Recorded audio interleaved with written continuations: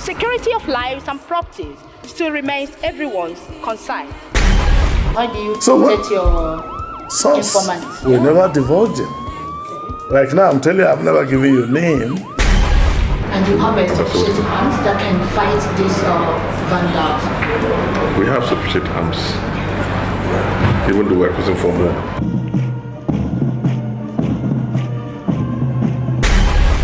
What is community policing? A partnership between the police and the immediate community in which we are policing. Give the police enough information to serve you better. For sponsorship and adverts, call the following numbers on your screen. Watch Security Connect on the station.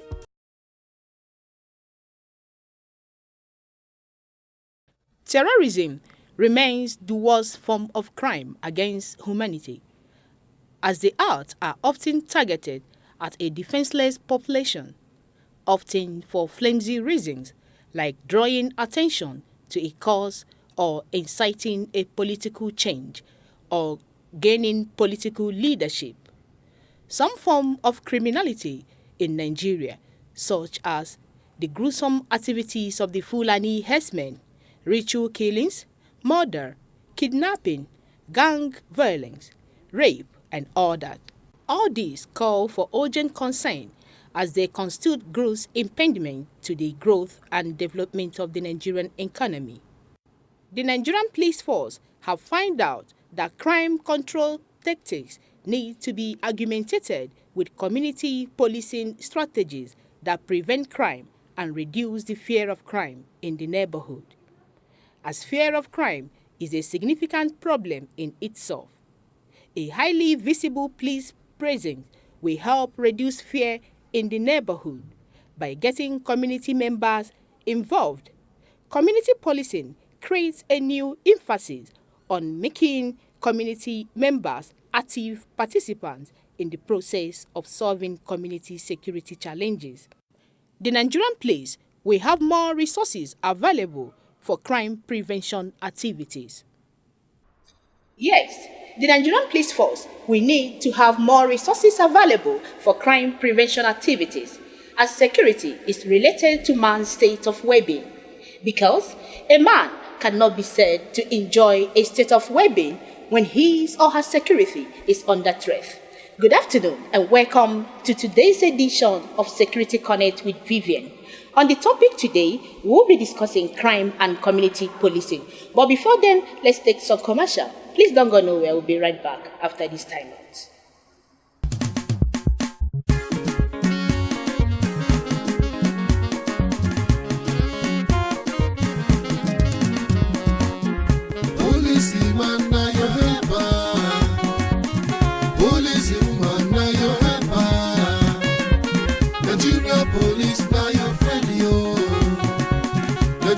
Police, now your friend, yo. Let's join our hands together and work with police. Brother, let's make Nigeria better. Hey, let's make Nigeria great. Wherever you are being attacked, whether you are in a distress, if you suspect any crime, he felt it was a normal posting, also felt it was going to be challenging, so he has to get ready and prepare for it. But as soon as he moved in, he was faced with challenges ranging from armed robbery, kidnapping, cultism, clashes between communities and all that. How he managed the situation and all that will come to you after this time out.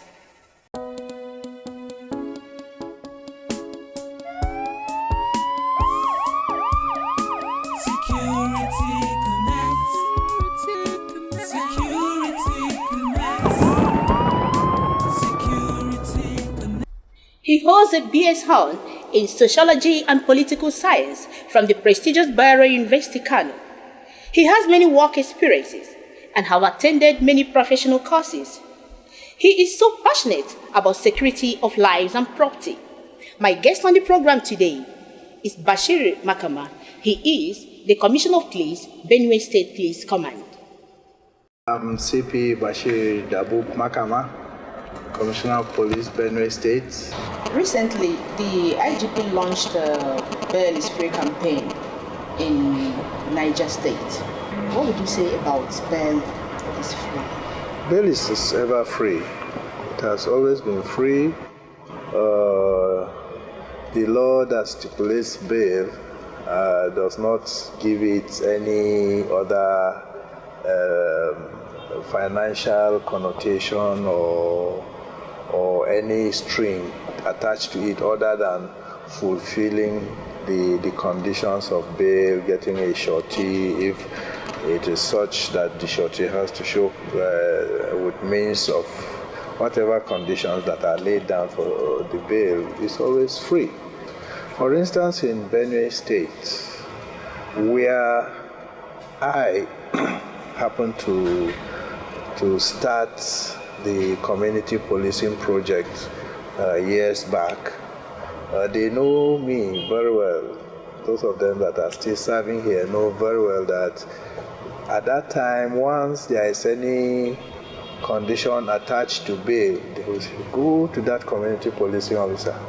It is go and report there. And the moment I go into that place, of course, I will not leave there until that person is actually granted that bail, and then he goes away from that place.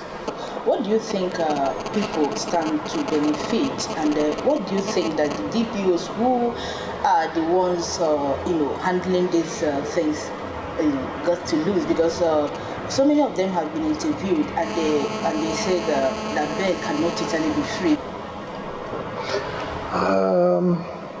Well, I frankly speaking, there is no, I repeat, that there is no condition that is attached to bail procedure, especially monetary conditions, no. Anything that any DPO decides to do as in terms of collecting money or asking for whatever thing to attach to that bail is against the profession, it's against the ethics of the police, and it is not acceptable. If he says he's working on empty hand, well, it is not the bail money that will make him to run the division. But importantly also, there is need for him to enter into this relationship with members of the community. They know at all times what is lacking, so they will assist him. And they can voluntarily give. Voluntarily assist, not giving in the name of giving it to him to go and do it, to do it for himself. Like buying of fuel for the patrol vehicles and all that, and then feeding the people in the cell and all that things? No, feeding of people in the cell, we have a procedure to that also. Nobody asks you to bring money for bail because you want to feed anybody in the cell. How about pen and papers, like writing of statements? I continue to tell you that it's wrong. It's very, very wrong. For instance, if a DPO now decides to say, he's going to collect money for bail because he has to buy stationery, he has to buy papers and all, what does the Commissioner of Police do? He will also now wait for the money to be able to run the office. So it is completely out. And I, as an individual, aside from the profession and aside from the ethics of the job that we are doing, between myself, my conscience, and God, I've decided for a very long time. When I started this job, I see it as a humanitarian job I'm going to do, and then commitments to the service of my motherland. So I do not concede to that notion for whatever reason. About issue of bail, bailout or money here is pecuniary, is punishable today. So what is the punishment for this type of thing? Depending on the nature, it's a great punishment, of course. It's corrupt practice, and then corrupt practice, there are provisions of it in the Police Act, there are provisions of it in force orders, and even the constitution of the land is against this. So we invoke it, depending on the gravity, depending on the place, and also the circumstances. So you invoke whichever law that is applicable at that time. Right. Well, you just talked of community policing. How has community policing helped in fighting crime in your command? Greatly. Greatly. Just like I said to you, I happen to be one of those first few officers that had the initial training in community policing and then wrote the project plan. If you have seen that Nigeria Community Projects Plan or Nigeria Community Policing Project, if you look at it, the fifth name there is Bashir Makama. That's a much younger rank at that time, and we commenced it. We went around, saw how it is being done in other places, and then came back here, and then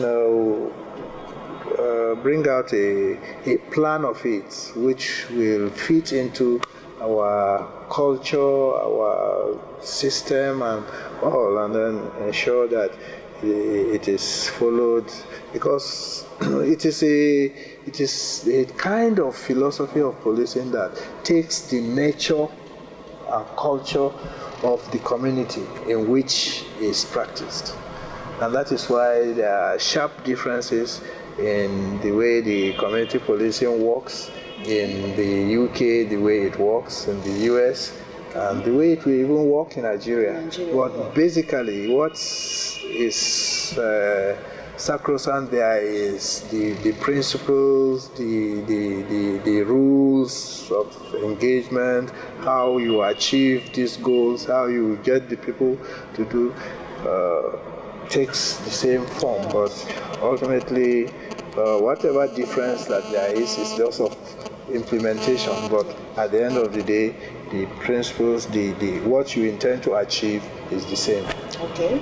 So now I keep on wondering, what is the difference between community policing and eminent people's forum? Community policing and eminent people's forum. Any slight difference? Community policing has not died. It has not died because some of us who are in command positions like this still implement what is expected to be achievable in community policing. Eminent Persons Forum, as I say, it's just a facet, a pinch of community policing. That has to do, of course, the eminent persons are community members. The eminent persons are also facing the same, the youth, the religious, the market, the motor parks, the students, all are.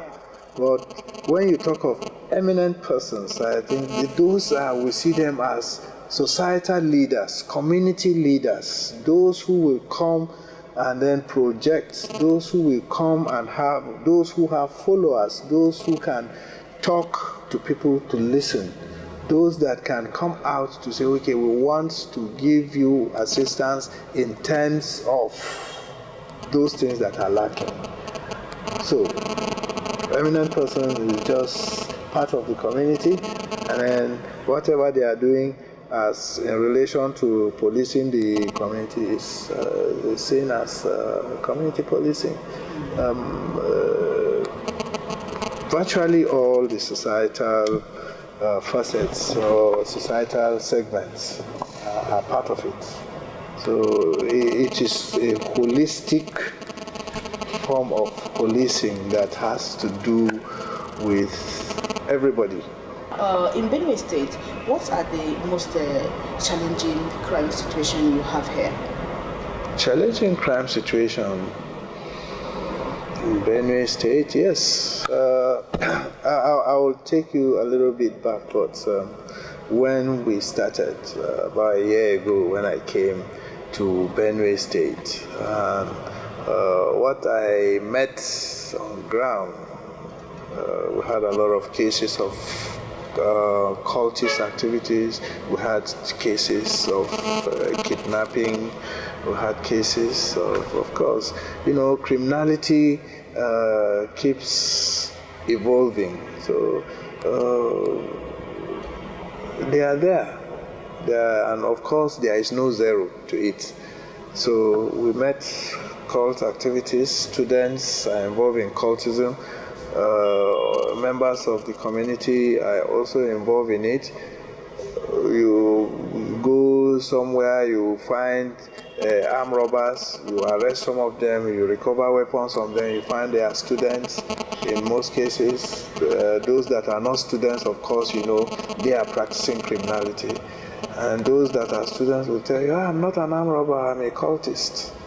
I wonder what difference that is. The moment you can carry this leather weapon and instill fear in someone, of course you are committing that crime, and that it's a crime that has been refused by the society. So the moment you do anything that is negative to societal expectations, it's a wrong thing.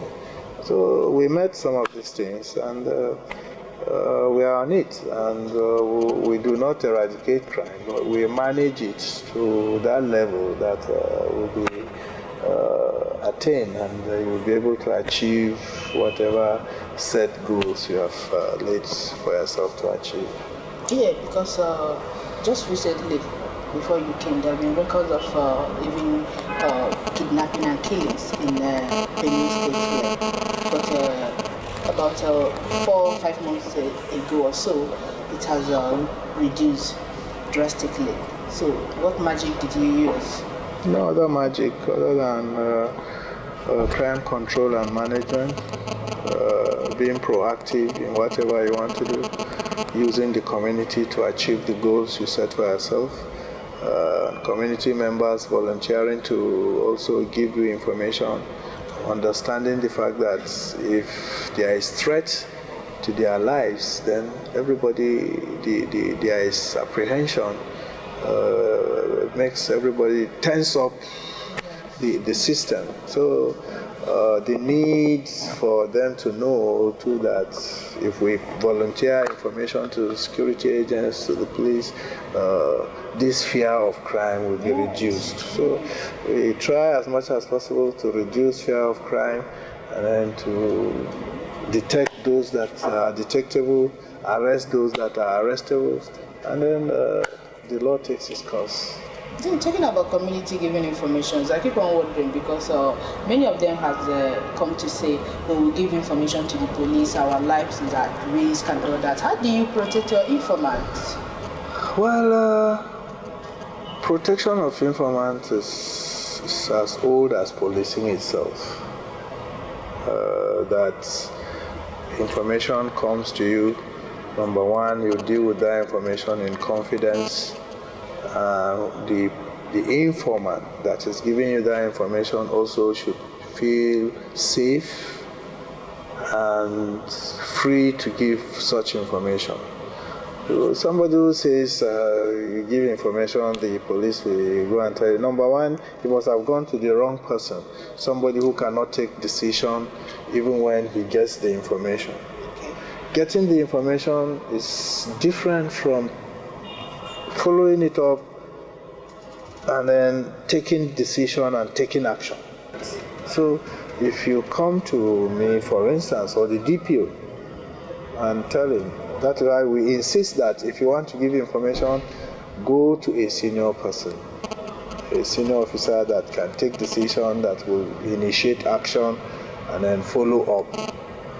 So, and again, if you give information to the police and you feel the police will go back to relay the information to the criminal, have you kept that information to yourself in the first place?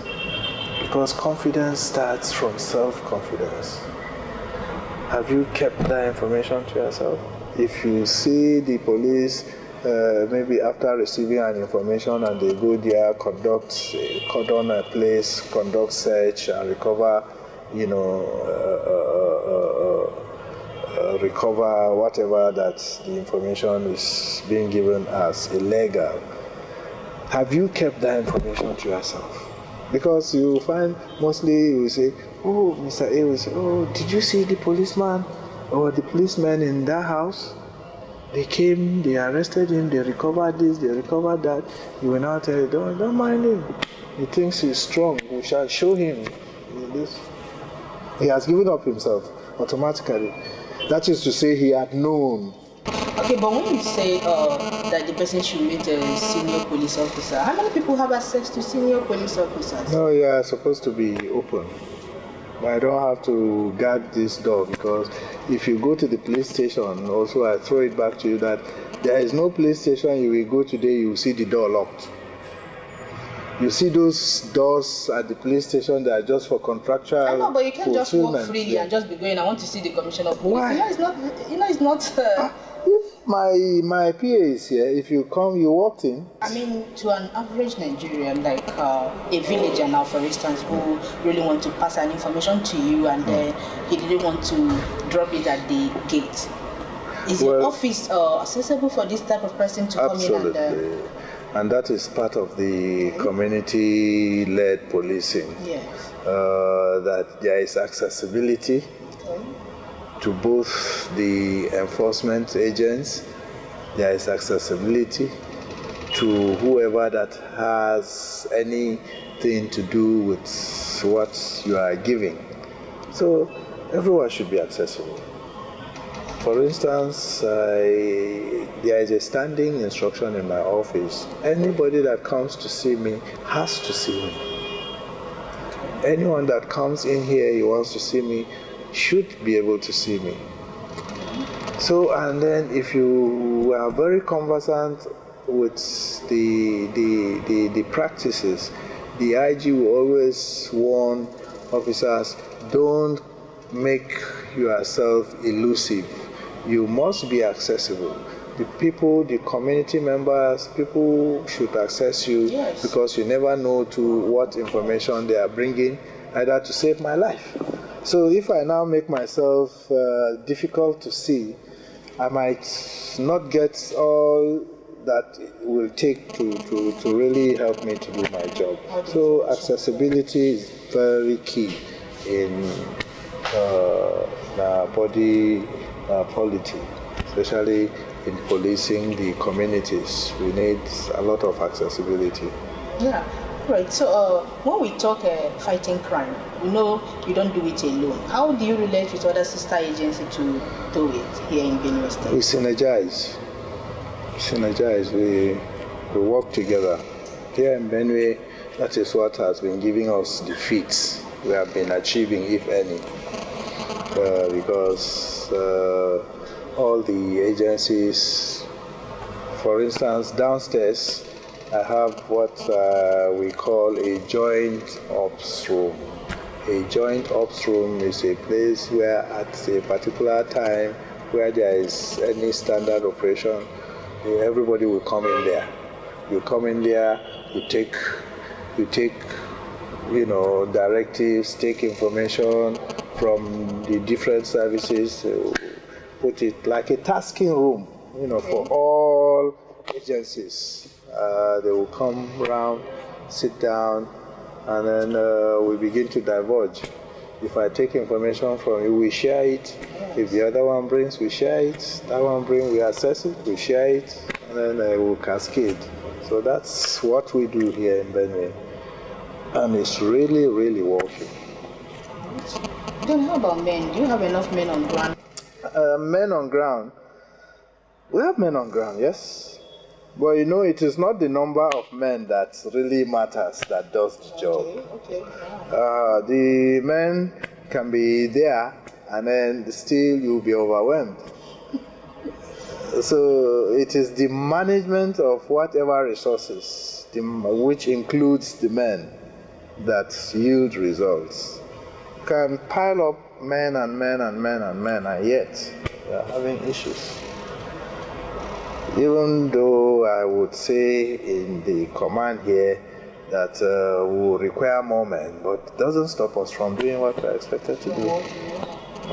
Then how about funding? Funding? Yeah. Funding is a policy matter. I don't control funds, so when they come, we use them. We manage, yes. Whatever that comes, we manage it to achieve also the set goals. So, on what area are you having a challenge? Well, life itself is a challenge. To be alive is challenging. So challenges don't disappear. There are always challenges. And it's one's ability to withstand and work on those challenges that really, really matters. I've always allowed people to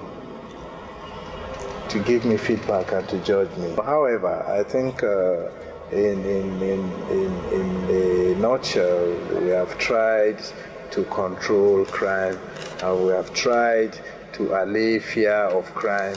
We have tried to be proactive in attending to issues. We have also tried to carry, everybody along.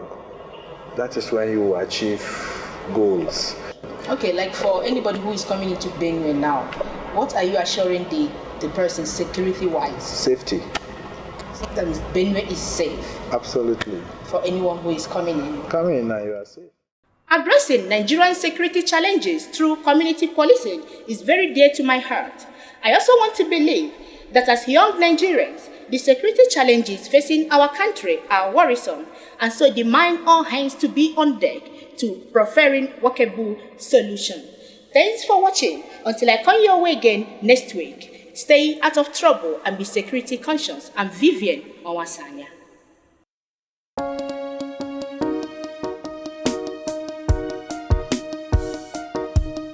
Security Connect.